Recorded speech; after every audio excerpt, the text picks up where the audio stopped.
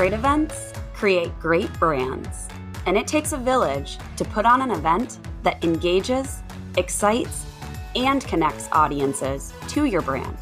And we're that village. I'm Alyssa. I'm Paulina. And I'm Rachel. And you're listening to Great Events, the podcast for all people interested in events and marketing. Hello, everyone. What is going on in this wide, wide world of events that we're living in? We've got a full cast of hosts for today on the Great Events podcast. Of course, you guys know me. I'm back together. I'm Alyssa. We've got Paulina and Rachel both on this week's episode. So it should be a really great conversation. We're here to hype up the industry and talk a little bit about all of these events that we're seeing come back into the fold right now. I think we've seen this kind of been building for weeks, kind of started with our discussion that we had at Cvent Connect. We had another episode that featured some of our global counterparts on just global event trends. And we were talking a lot about this return to in-person. I myself attended Forrester B2B Summit. We did an episode on that as well. But one of the things that we haven't really talked about is some of the trends that we're seeing more in that B2C space. So these really large, epic gatherings of 60,000 to a million people, a million plus even, right? So that's what we're going to talk about today. We want to talk about some of these other bigger events and how some of those event trends could be applied to the consumer-facing events that you guys are hosting in this space. So, Rach, I wanted to pick your brain a little bit about kind of our roadmap for the future. I know obviously that's a little bit more B2B focused, but still the roadmap is robust, I think, for this quarter and beyond. So what's going on with the team?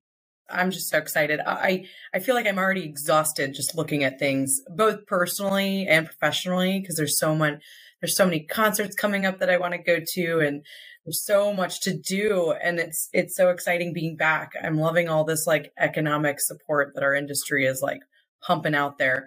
I feel like it started really ramping at, the end of 21, but now it's like full fire hose to the face for event profs, both, in our industry and outside the industry. But I feel like if you're planning an event, going to an event, you're part of the industry in some way of capacity, either as a planner or organizer or as an attendee.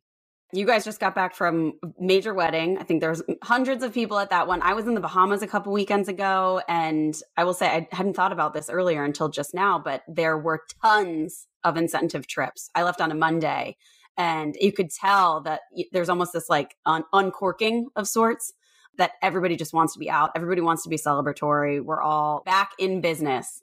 Our incentive trip is coming up next week that Paulina's team is planning and going to. So yeah, the fire hose, I would just say, has started. Like IMEX is next week. This is not events industry, but the World Economic Forum is happening this week in Davos. I know that was postponed from January. IMEX Frankfurt we're looking forward to. I'm really looking forward to MPI WEC, their 50th anniversary coming up in June. I just feel like we'll talk about some of that stuff later. We have dedicated podcasts for both IMEX and MPI, but today we want to talk about some of the fun ones that have been going on or we've been witnessing, things like the NFL draft, which we saw being built at Cvent Connect. That was hosted at Caesars Forum, where we had Cvent Connect, and they were literally building it outside of our event space, and watching it on TV was just wild afterwards, because it was like, wait, we were just there. Our war room was there right next to it. And now we're experiencing it on the television here. Just wild.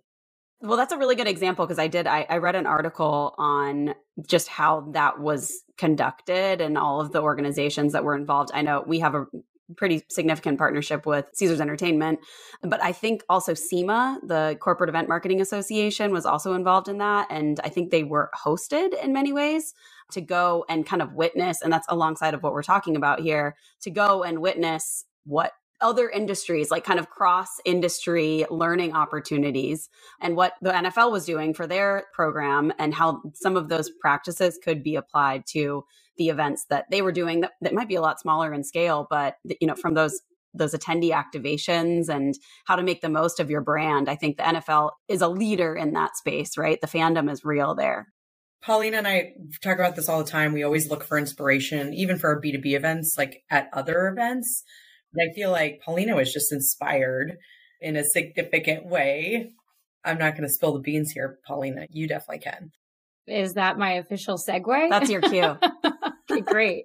Yeah, no, I mean, just to echo what Rachel was saying, even for virtual events, we look to Instagram, we look to Masterclass. We've seen what Netflix and Hulu do for inspiration about how we want to produce our programs, what cool things can we integrate into the agendas. So bringing it back home to that sort of that in-person experience and how to activate it on site. We've historically looked at B2C programs for inspiration, largely, South by Southwest or even festivals, right? Like Coachella was a theme for one of our evening events back in 2017. So it's nice to come back full circle. And drum roll, please, the experience that Rachel was alluding to as I went to the inaugural Formula One Miami Grand Prix event. Oh my gosh, I can't believe it was 2 weeks ago. I feel like the longer I get away from it, the more the blues set in.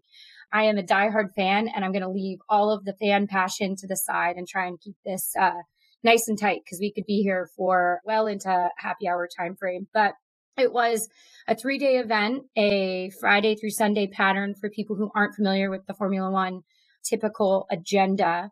There's a practice day with 2 practice rounds on Friday, a qualifying day on Saturday, and then the big heralded race on Sunday afternoon. The Grand Prix, if you will. The Grand Prix. That's right. That's right. True to its name. First off, it was the first time going to this event and the first time Miami was hosting it. There is one that takes place in Austin, typically in the fall every year.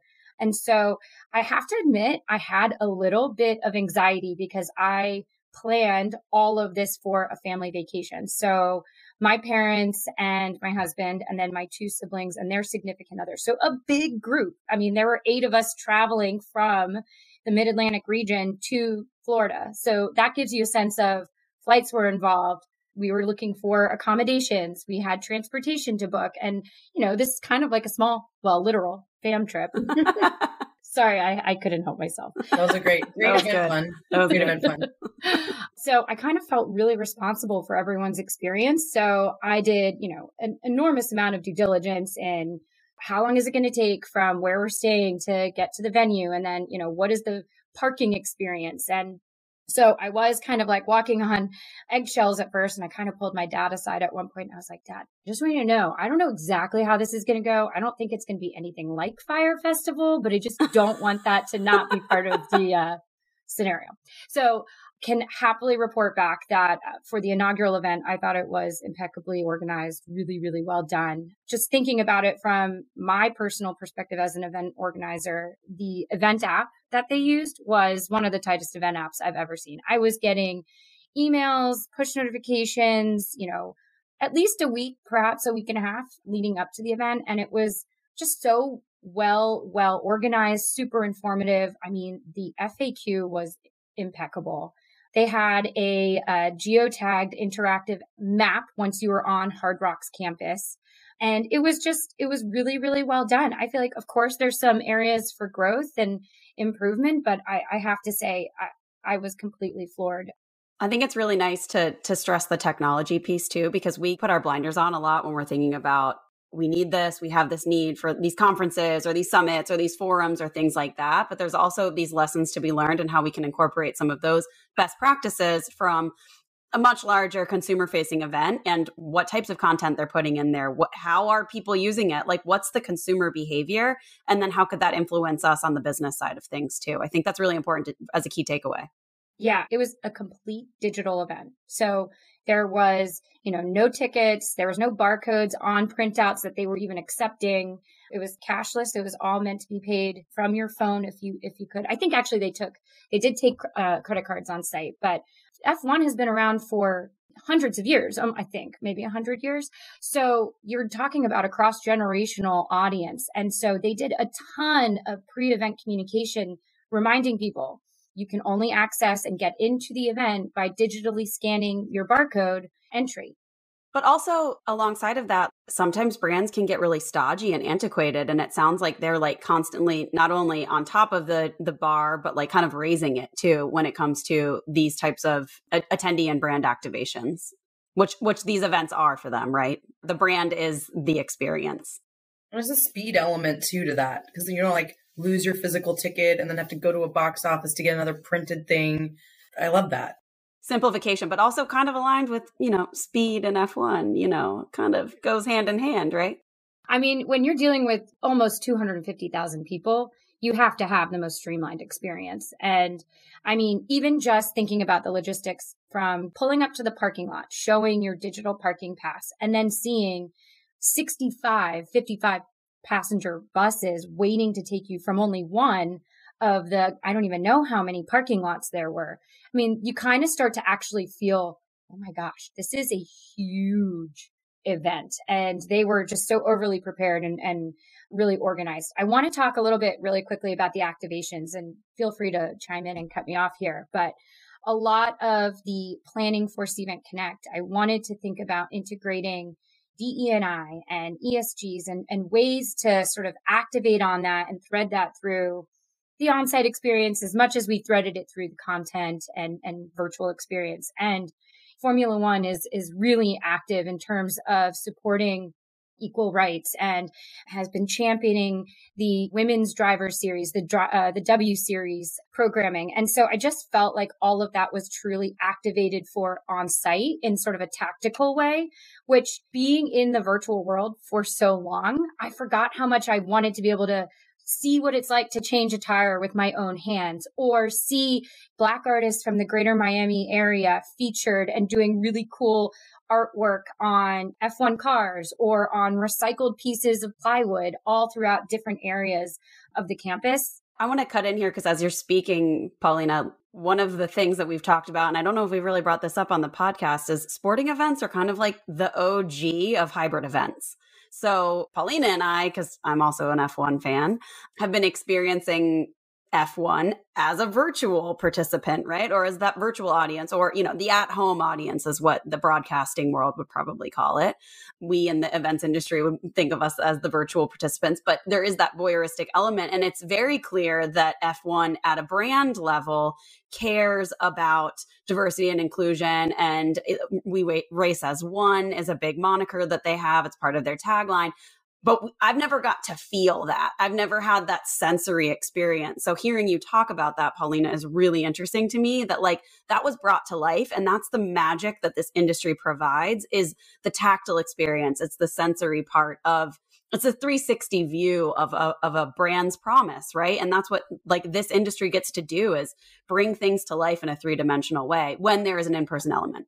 I mean, that was perfectly said.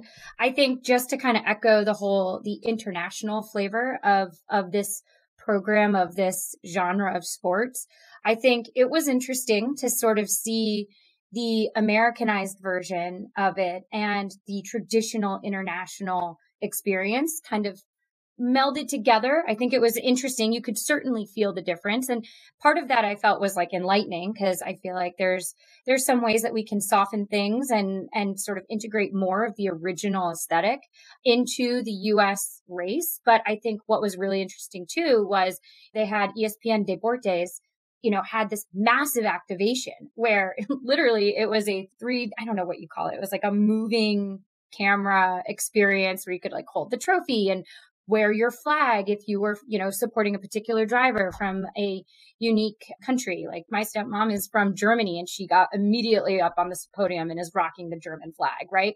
So there's this sort of larger international community, but also bringing in other experiences that I think, perhaps US sports fans would not have otherwise experienced at an MLB game or at an NFL game, right? And so I feel like there's an opportunity to kind of shake up other pieces, because what was kind of an interesting moment, I'm going to say it was cringy, when the winners of the race got onto the podium, they were wearing Pirelli, which is the tire manufacturer, football helmets. And I was just sort of, what's happening here? But, then the race driver gets up there and the guy who presents him the trophy is one of, the heralded, renowned Miami Dolphins quarterbacks. So it was an interesting way to kind of integrate those sort of traditional F1 audiences with American audiences. Yeah, I thought it was, you could feel it happening. And I kind of appreciated the attempt at I don't want to say attempt. No, I like the attempt. The attempt. Yeah. There are other ways. And we've talked about this on other podcasts. I know I'm always the one who's like, know your audience, understand who you're going after. And I think there's definitely a big play right now that F1 is going after. They have a Netflix documentary for those of you who aren't familiar. Honestly, I like hook, line, and sinker bought in from that, but there's definitely calculated activities that are going on within F1 that they're trying to expand their audience, very much like what we do in our event space, right? Like we have these outcomes that we're trying to do with all of our programs. We have goals that we're trying to achieve. And so some of those activations or some of those things are an attempt to get those outcomes that they're looking for, which is to attract that Americanized audience. I get what you're saying, Paulina, sometimes a little like over-indexedy on the Americana, but it's all, we have to try these things. We have to pilot these things. We have to experiment in this space to see if that's what works. And maybe F1 learned something. I feel like the one thing that genuinely just hit me as you were talking about the Netflix series is just peeking behind the curtain across any type of event, that behind the scenes exposure, and then to either watch it come to life on TV or in person immediately manifests sort of a deeper engagement, a deeper interest. And so maybe that's something we should be thinking about as we look for, or look to do our event design for future hybrid programs. Like, what is the pre-event marketing or behind the, scenes that you can lend to your audience that might captivate one more registrant or one more actual day of attendee? I just think there's something there that we could probably really unpack. So what you're saying is F1 drivers and change stations at our next event. Yes. I mean, twist my arm. As an activation. If it's part of our audience, if our audience wants that, we'll have to do a pre-event survey. Why not a keynote speaker? These people are the best at what they do. There's only 20 of them in the world. And talk about having similar, I don't want to say job responsibilities, but being able to operate under severe duress and making quick decisions. I don't know if our decision making is as quick as theirs. Theirs is like in, milliseconds, but there's a lot of synergy that, these drivers have, the sport has to our industry at large. They had to race not in front of fans for 2 years. And I can't imagine, what that does in terms of the driver's mental awareness or whatnot, but there's so much to unpack. Takeaway on both sides for those that are driving in the industry, but also for the fandom piece too. And I think like that just is a testament to how important the face-to-face connection is in like bringing out the best in a brand. It doesn't negate what's possible in a virtual space, but there's so much power when people come together, and that exchange of information, that connection to an experience that can't be replicated ever again. Like Paulina, you're already sad to be 2 weeks away from this thing. And I'm over here sad because I didn't go. And there's a testament to what happens in this entire industry. It's magic. I think that we should manifest that excitement and start to register for every event coming up. Let's go to everyone go to everything. Buy all the tickets. I have to admit, I just bought my first, and this is like not event related, but it is the leaving my house type thing, the non-virtual experience. I just bought my first set of movie tickets in 3 years probably. And I'm really excited. Like I'm buying all the tickets. I'm going and doing all the things. What are you seeing? Is it Top Gun or Downton Abbey? Because it can only be one. It is Top Gun, I have to admit. I'm ashamed to admit that one. Paulina, one more thing I did want to touch on with the F1 experience, and I do, because I felt this from I'm going to keep saying from the virtual side, but from the at-home experience, was just the partnership that F1 had with Miami and how important that was to, of course, I think that's instilled in the F1 experience, that the locations truly are integral to the race itself.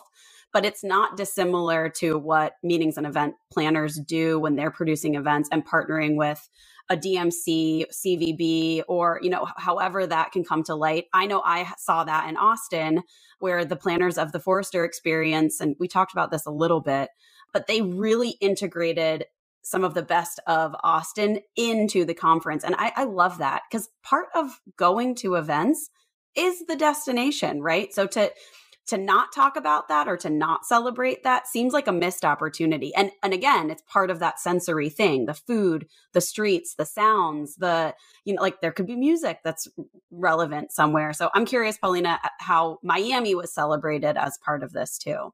For context, the race took place at Hard Rock Stadium, which is technically north of downtown Miami. It is north of Miami, but where my siblings and I stayed, we stayed in South Beach, which is not in Miami. I mean, it technically is in Miami, but it's significantly distant from downtown Miami and from where the stadium is. But they had drag racing on Ocean Drive, right? They brought out these amazing cars. They had a massive, I mean, we're talking like, I want to say maybe 2 or more football field sized, this space on the beach. It was, I think it's called like the FTX, experience. And they had viewing, like massive viewing jumbotrons. They clearly had musical performances. There was a plethora of like local vendors, whether they were like Cuban style cuisine or Creole cuisine. It was just such an eclectic showcase of, all of what Miami has to offer from a cultural perspective too. But staying true to sort of that like Miami fun. I think even some of the teams, they took over some of the hotels and aligning a team with a brand of hotel. I mean, what an amazing idea from brand recognition, right? When you see that the Ferrari drivers are staying at the W Hotel, I mean, I feel like it speaks for itself. Or when you see, Aston Martin drivers staying at the Four Seasons, there is some real brand continuity there that I think allows for exposure for these existing partnerships. Yeah, and you could see kind of direct application to our space too from conferences. Like, what if exhibitors or sponsors started to partner even closer with hotels? And what might that mean? Like, what could those brand synergies provide to the overarching conference experience and ultimately the connections that are made too? The possibilities seem endless when you kind of take some of these takeaways from a B2C event and start to like just unpack them and apply them to our space too. I think that's what's so exciting about everything coming back now is like, we can now have more inspiration than we had before. And not that we didn't have any, we had some within the virtual space for sure, but the return back to these bigger events in person, we have more to take from, we have more to consume, and we have more inspiration kind of happening all around us. So I feel like that's the most exciting part. Yes, it may be a fire hose for us, both professionally and personally, but man, like just hearing you talk about it, Pauline, it gives me chills because it's like, the activations that they have everywhere. It's just like, it's so inspiring to be back again for some of us anyway. I think even just to kind of put a fine point on it, I mean, we're talking about a major city, but I imagine that, the state of Florida, like they probably haven't seen this kind of revenue surge since probably hosting, a Super Bowl. And it shows how many people it takes to put on an event of this size. And I feel like, that's also kind of a great feeling to know that the workforce is coming back because so much of the meetings and events industry, whether you're B2B or B2C, had been subjected to, a difficult time finding work. And I think it's a great indicator for, where we're going forward. I think that's a perfect close for this episode today. We are back.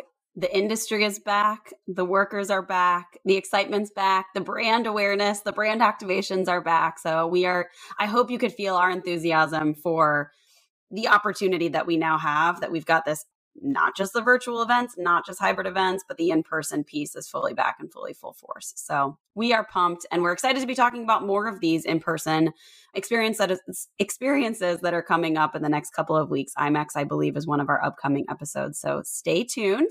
But our ask to our listeners, of course, as we ask every week, is what's your takeaway? We want to hear from you. We want to know what's going on with you and your events. And if any of this is resonating with you and maybe you're inspired by some of what we talked about today, whether that was from Paulina's perspective from F1 or the NFL draft or any of these key takeaways that we've had, we would love to hear from you. So shoot us an email at greatevents@cvent.com. That's our inbox. We're checking that regularly and we want to hear from you guys. So with that, I'm Alyssa. This is Paulina and Rachel, and this is Great Events. Thanks for listening to this week's episode of Great Events, a podcast by Cvent. If you want more resources on how to make your events great, go to community.cvent.com. That's community.cvent.com. Or if you've got a question for us or just want to say hi, email us at greatevents@cvent.com.